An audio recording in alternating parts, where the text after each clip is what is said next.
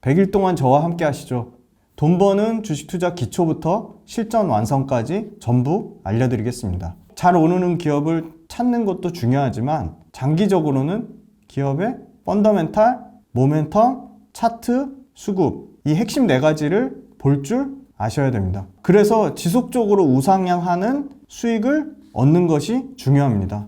이번 강의는 이러한 주식 투자의 기초를 다지고 스스로 성공하는 주식 투자 방식을 터득하는 데 큰 의미가 있습니다.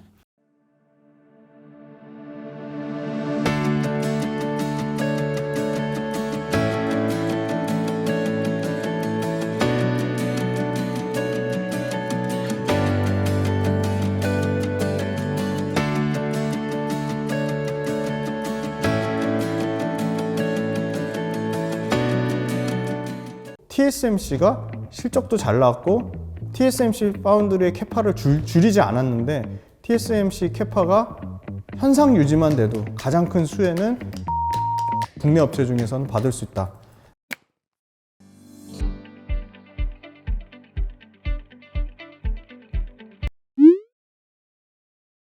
네, 안녕하세요. 김지훈의 훈훈한 주식의 김지훈입니다.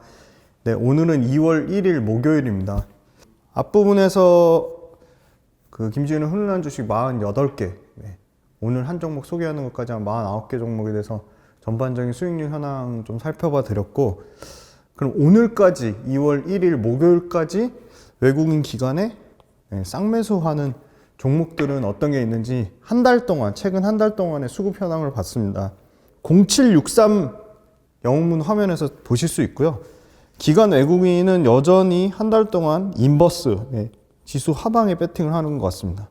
대략 3,439억 정도를 가장 많이 샀고요. 특징적인 삼성바이오로직스가 2,900억 정도 최근 한 달 동안 많이 사서 굉장히 부진하죠. 왜냐면 지금 한 달 동안 수익률 자체가 8%밖에 안 되니까 지금 외국인 기관이 평균 단가랑 큰 차이가 없고 사실은 거의 기관이 싹쓸입니다. 외국인의 싹쓸입니다. 삼성바이오로직스는 외국인이 30만 주 이상 순매수를 했고요. 네, KB금융 보시면 KB금융, 하나금융지주, 신한지주, 은행 관련된 주식들이 상당히 많이 매수가 들어오고 있고 수익률도 13%, 19%, 5% 나쁘지 않은데 이게 과연 이렇게 매력적일까? 그건 잘 모르겠습니다. 결국 주식은 성장성에 대해 배팅하는 건데 은행주가 성장성이 있을까요? 은행주나 증권주, 우리 자랑스러운 2차전지 회사들은 포스코퓨처엠, 에코프로비엠, 글로벌로 에코프로비엠 같은 경우 중국을 제외하고는 유럽과 북미에서 양극재 출하량으로 1등이죠. 그 다음 LG엔솔, 중국을 제외하고 유럽과 북미에서 배터리 출하량 1등이죠. 근데 증권사 중에 가장 크다고 하는 회사, 은행 중에 가장 크다고 하는 우리은행, KB금융, 증권사 중에 미래에셋증권 이런 회사들 글로벌로 치면은 200위권, 300위권 바뀝니다. 그만큼 그렇게 크게 글로벌 경쟁력이 없다고 생각하고요. 특징적인 거는 카카오가 5등입니다. 카카오도 20만 주 넘게 샀고요. 역시나 우주항공 쪽에 한국항공우주랑 하나에어로스페이스도 외국인 기관 순매수가 대략 1,000억 정도 나쁘지 않은 매수세로 보이고 있고요. 그 다음에 에코프로머티, 패시브 수급 이슈가 있는데 기관과 외국인에 누적적으로 2,400억 정도 샀고요. 에코프로머티가 굉장히 주가 흐름 재밌습니다.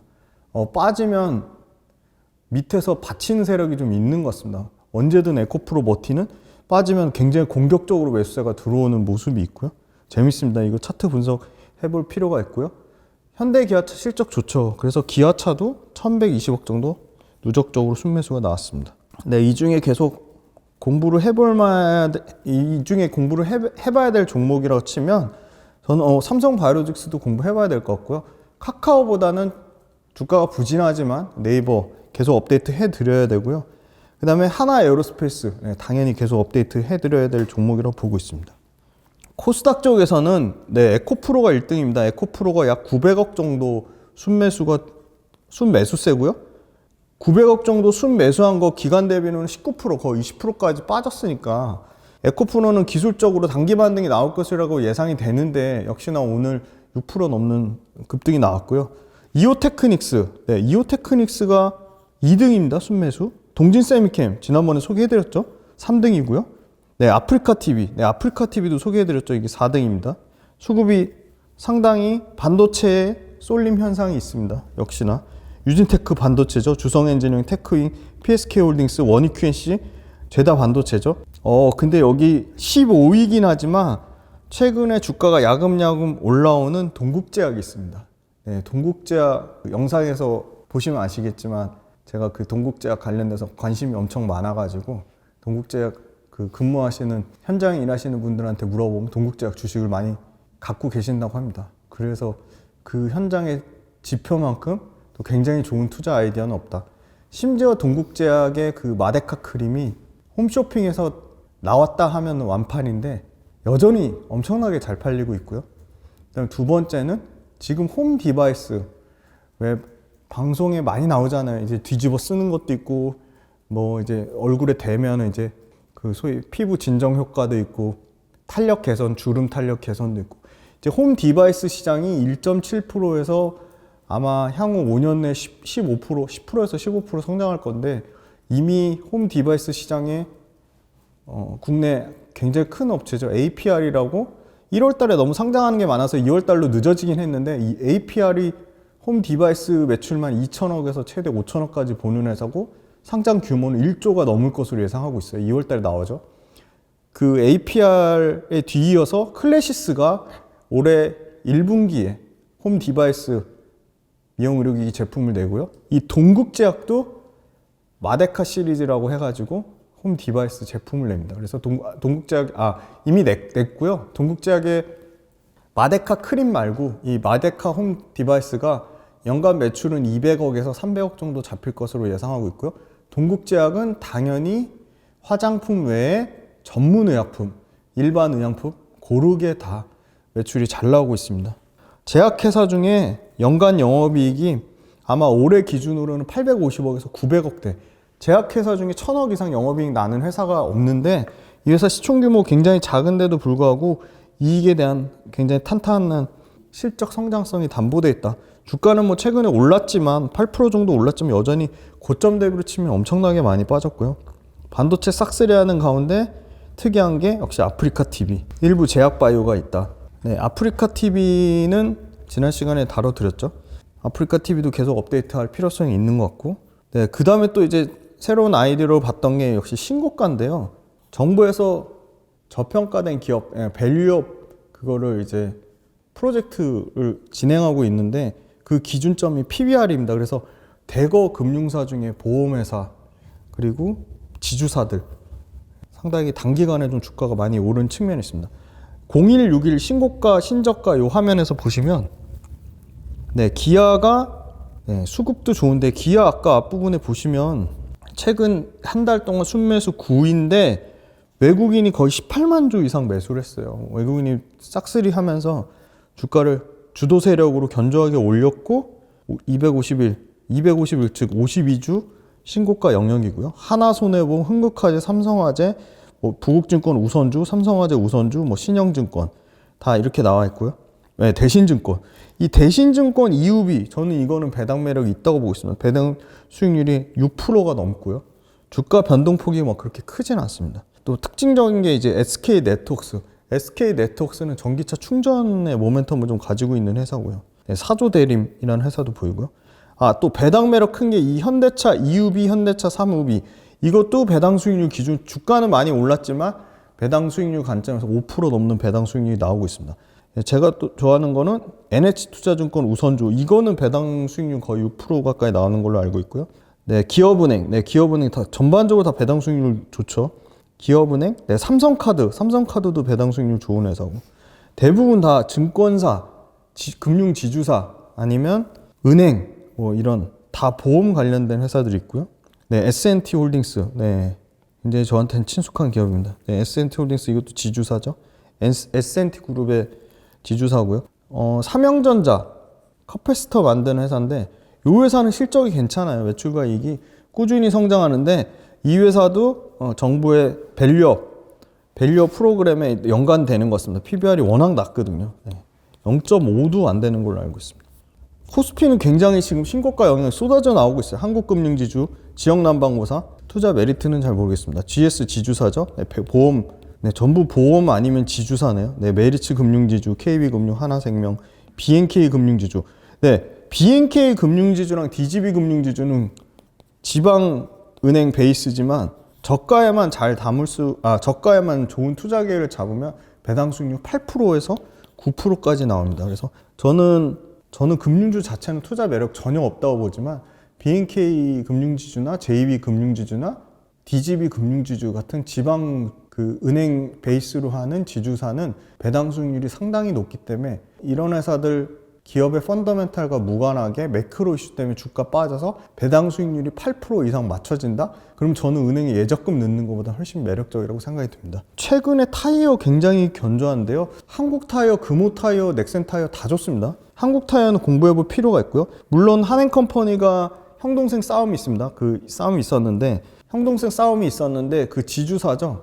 홀딩스 쪽에서 결국은 지금 현재 조현범 회장이 승리한 것처럼 나오고 있고요. 신고가 영역인데 한국타이어도 전기차 전용 타이어가 있고 아이온이란 브랜드로 지금 전기차 전용 타이어가 상당히 잘 팔릴 것으로 예상이 되고 있습니다.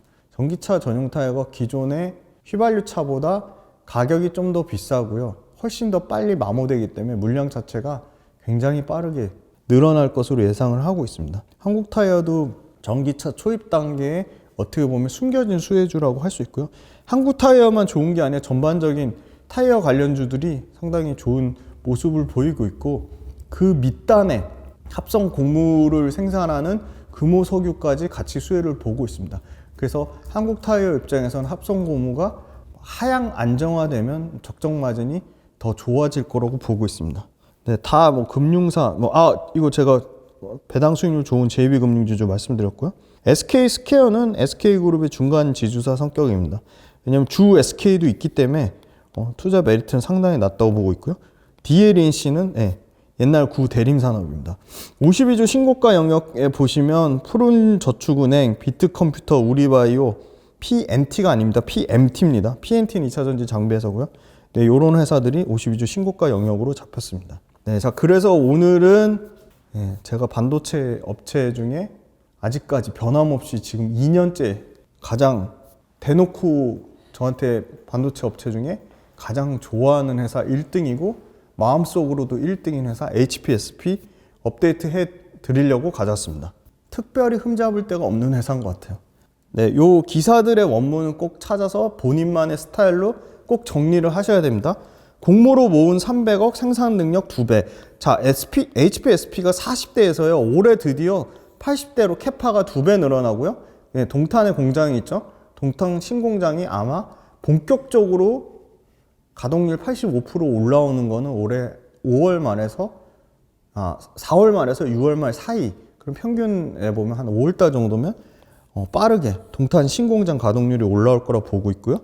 HPSP를 목표가를 깎아내린 증권사는 없더라고요.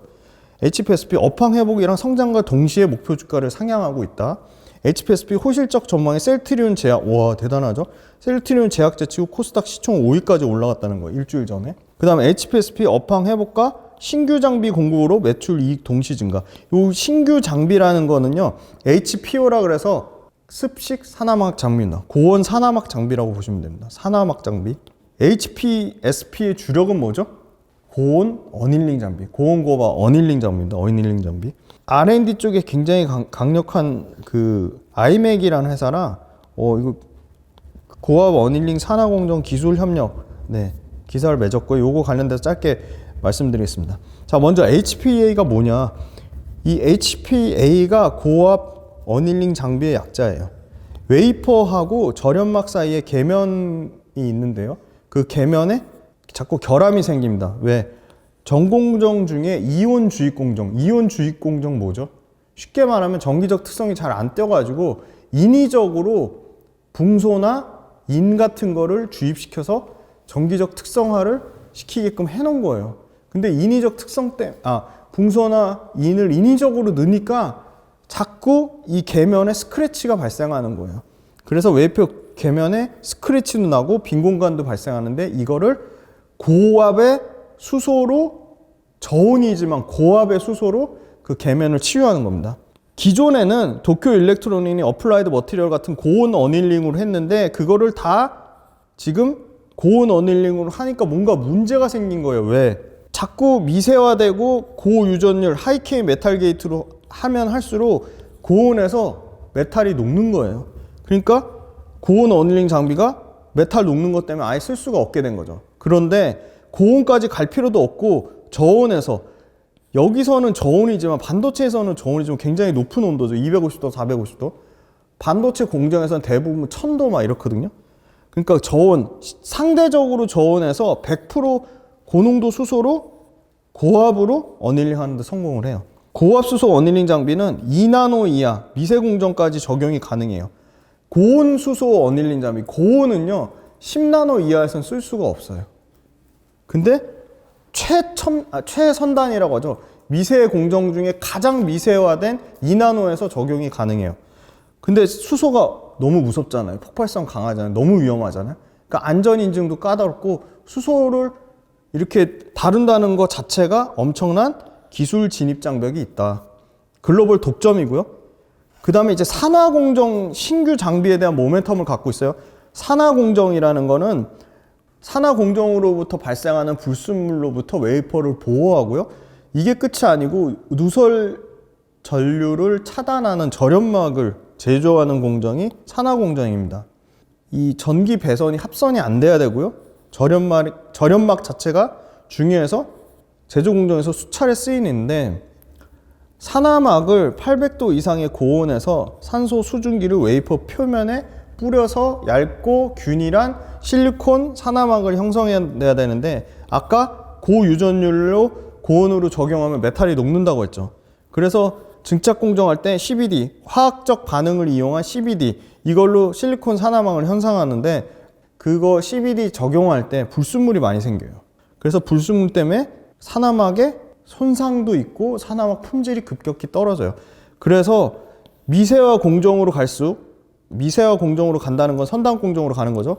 균일한 산화막 형성하는 게 너무 중요한 거예요. 산화막이 균일하게 형성돼야지 수율이 잘 나오니까. 그래서 결국은 이 증착 공정 CVD 때문에 그 CVD 가스의 화학적 반응 때문에 불순물이 많이 생기니까 저온 고압 형태로 고품질의 균일한 산화막 제조가 대안 가능성으로 높여지고 있어요.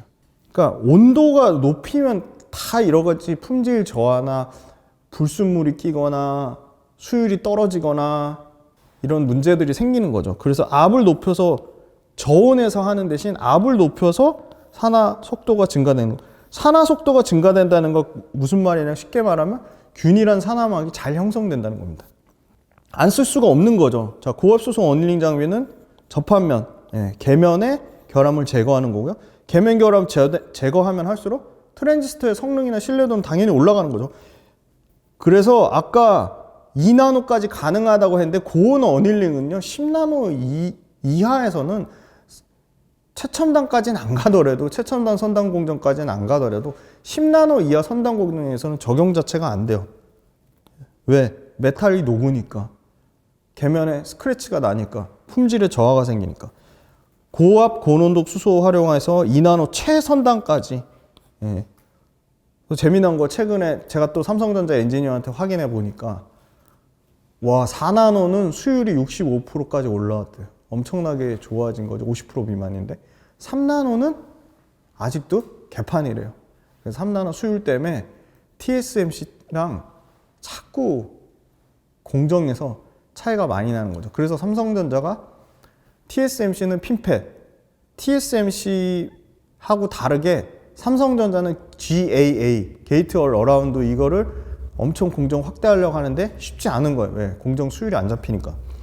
그래서 이 고압 산화 공정은 절연막 형성하는 공정 외에 타 공정에도 충분히 적용 가능성이 있어요. 그래서 아이맥하고 지금 타 공정에 적용하려고 하고 있고요.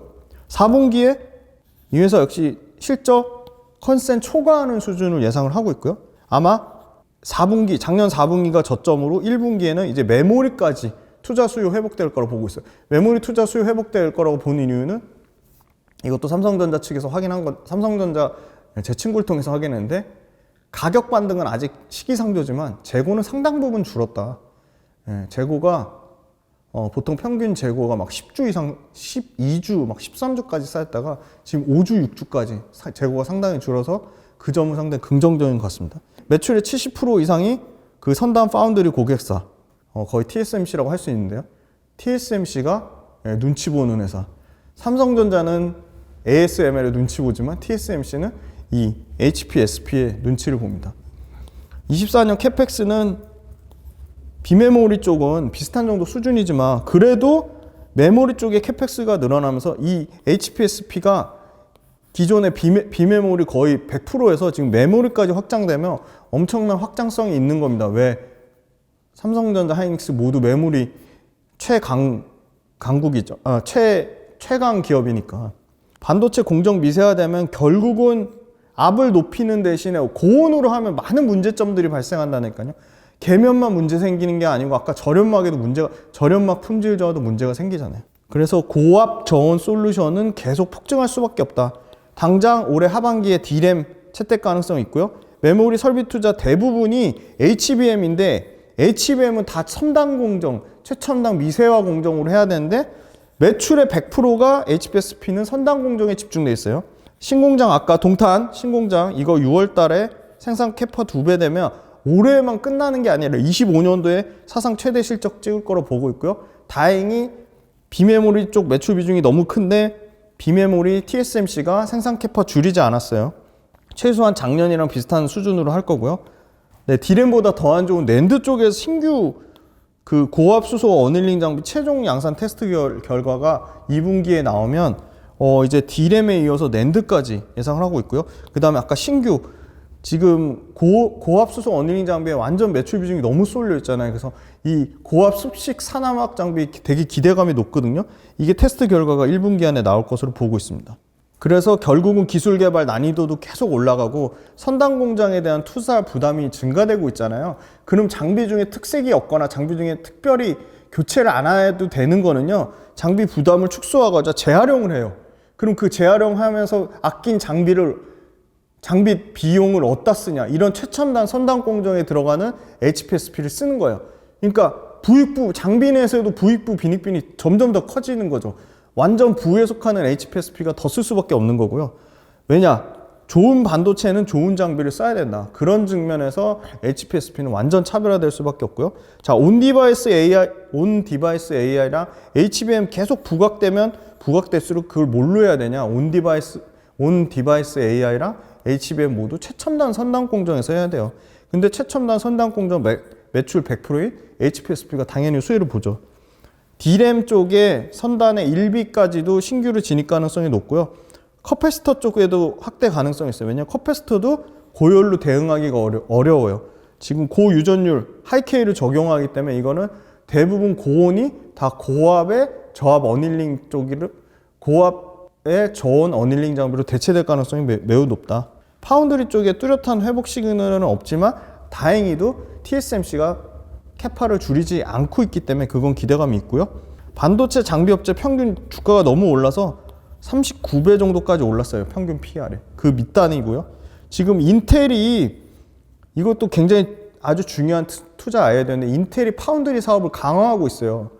원래는 인텔이 뭐 바보형으로 굉장히 평가절하되고 동네 바보형으로 전락했다가 삼성전자 하이닉스 때문에 절치부심해서 파운드리 강화하고 있는데 삼성전자, 하이닉스, 마이크론이 인텔 때문에 인텔이 원래 비메모리, 메모리 모두 절대 강자였어요. 압도적인 종합반도체 업체 글로벌 1등이었는데 그러면 인텔이 파운드리 사업 강화하면 기술 경쟁력 때문에 기술 경쟁력, 기술 차별화 때문에 삼성전자, 하이닉스, 마이크론, TSMC 이런 회사들이 종합반도체나 파운드리 업체들이 R&D나 이 기술 관련된 최선단 공정 전환 투자를 줄일 수가 없어요.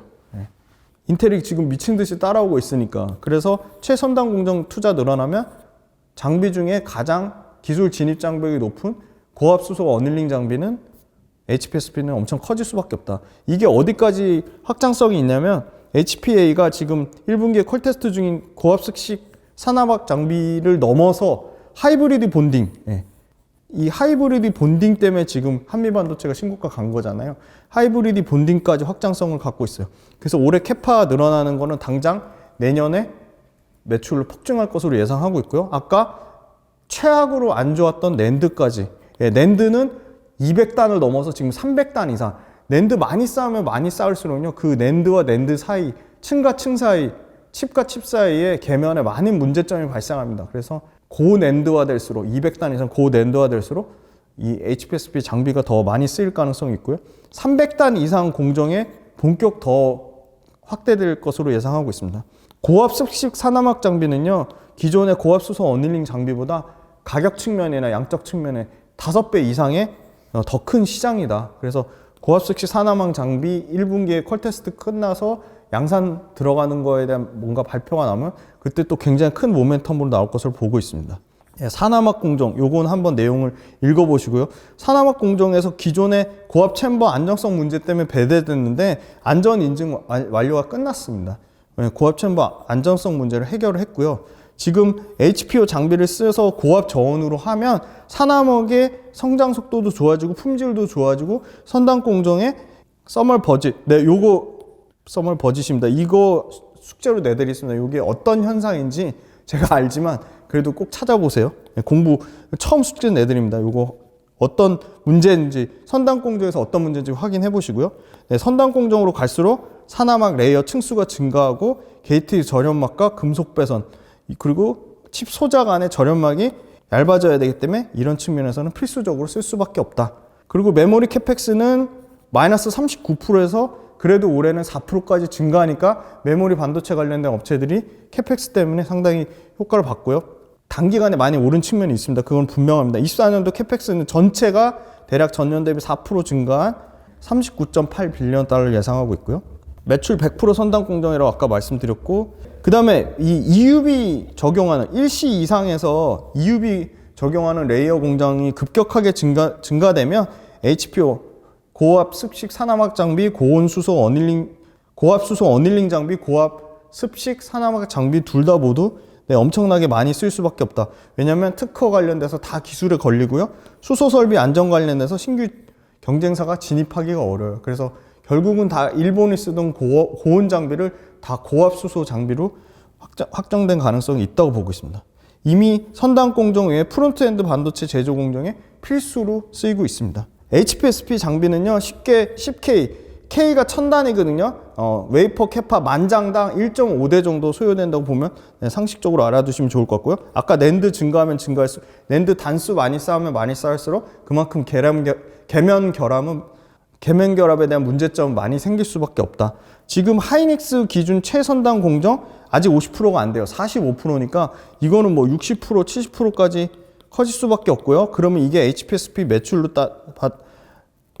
매출로 적용되는 거는 캐파 2배가 늘어나는 거가 본격적으로 반영되는 내년에는 한 3,200억 이상 매출 나올 것을 봅니다. AI, HBM 다 최첨단 공정, 최선단 공정, 미세화 공정이 필수기 때문에 기술 진입 장벽의 독점 구조인 HPSP가 가장 큰 수혜라고 보고 있습니다. 아까 비메모리 기존의 트랜지스터 구조가 핀팩 구조에서 삼성이 하는 게이트 어라운드 구조로 바뀌게 되면 그만큼 웨이퍼 노출 면적이 커지고 거기에 계면 결함 역시 증가하는 구조다. 그리고 공정 미세화되면요, 실리콘 산화막에 전류가 누설되는 문제가 엄청 심해진다고 합니다. 그러니까 전류 손실이 그만큼 큰 거죠. 공정 미세화 때문에 실리콘 산화막에. 그래서 실리콘보다 훨씬 더 높은 고유전율의 하이K를 쓰는데, 하이K를 쓰면 누설 전류는 차단 대신에 트랜지스터 두께는 더 얇게 해야 되는데, 이걸 얇게 하기 위해서 고유전율의 메탈 케이트를 채택하고 고유전율의 메탈 케이트를 쓰면 HPSP에 고온 수소 어닐링 장비를 써야 된다. 그렇게 보고 있습니다. 1C부터는요, 이미 필수 채택해야 되고요. 12나노급의 1B도 올해 본격 양산되고요. 10나노급의 1C가 아마 필수 채택되면 의무적으로 HPSP 장비를 써야 되는 거는 아마 하반기부터 예상을 하고 있습니다. 최근 수급 현황 보시면 수급 좋습니다. 외국인 23%까지 지분율을 늘렸고요. 최근에 샀다 팔았다 하지만 최근 추세는 외국인 훨씬 많이 사고 있고요. 기관이 다시 순매수가 들어오고 있습니다. 기관과 외국인이 연속으로 3일 이상 산다? 네, 저는 그러면 보초병 보낸다고 하잖아요. 주가 흐름을 보기 위해서 뭐 한 주라든지 10주라든지 그렇게 사서 주가 흐름을 보는 연습을 하시면 너무 좋을 것 같고요. 추세를 살짝 이탈은 했지만 계속 꾸준히 일봉상에 보면 전형적으로 우상향하는 모습을 보이고 있고 이평선도 정배열되어 있는 상태입니다. 큰 틀에서는 정배열되어 있지만 최근에 하락세는 나오고 있지만 중요한 건 추세는 이탈 안 했습니다. 근데 만약에 여기서 더 깨지면 지금 요게 42,000원 정도 전 저점 가격대거든요. 요 전 저점을 깨면 이 42,000원 가격대가 저항으로 나올 수도 있다. 그리고 이건 주봉이고요. 주봉상에서도 큰 틀의 추세선을 이탈하지 않고 올라갔고 지금 중요한 거는 10일에 맞닿아 있습니다. 20일 위에는 있고 10일에 맞닿아 있습니다. 그래서 주봉상의 추세는 이탈하지 않고 옆으로 기는 모습을 보여줄 거라고 예상을 하고 있고요. 그 다음에 이건 월봉입니다. 왜? 월봉상에서는 한 번도 추세를 이탈하지 않았습니다. 가장 이상적인 추세의 모습을 보여주고 있습니다. 자, 이거 HPSP의 실적 현황을 보시면 HPSP 지금 43배에서 37배, 아까 전체 글로벌 기술 진입 장벽 다 빼고 평균 39배인데 전혀 프리미엄 못 받고 37배인데 내년에 3,300억에 영업이익 1,800억대까지 올라가며 PER 24배까지 떨어진다고 보고 있습니다. 그래서 올해, 내년, 심지어 내후년까지 26년까지 계속 실적 모멘텀을 가지고 있고요. 이 회사 영업 마진율이 53%입니다. 엄청난 영업 마진율을 자랑을 하고 있습니다. 그래서 HPSP는 비메모리에 편중되어 있던 부분이 메모리로 엄청나게 큰 확장성이 있다. 그리고 올해 2배 이상 캐파 늘린 게 내년에 본격적으로 실적이 반영된다. 그리고 계속 기다렸던 고압 습식 산화막 장비라는 신규 모멘텀이 드디어 컬 테스트 끝나서 2분기부터는 확장성을 가지고 있다. 그리고 네 번째는 중요한 건 AI 반도체건 HBM이건 최첨단 미세 선단 공장이 중요한데 최첨단 미세 선단 공장의 최대 수혜를 받을 수밖에 없는 게 이 회사는 HPSP의 매출의 100%가 다 첨단 미세 공정에 초점이 맞춰져 있다. 그리고 TSMC가 실적도 잘 나왔고 TSMC 파운드리의 캐파를 줄이지 않았는데 TSMC 캐파가 현상 유지만 돼도 가장 큰 수혜는 HPSP가 국내 업체 중에서는 받을 수 있다. 장시간 동안 HPSP 좀 길게 설명드렸는데 너무 중요해서 말씀드렸고 HPSP도 4분기 실적 나오면 또 그때 한번 업데이트 드리도록 하겠습니다. 감사합니다.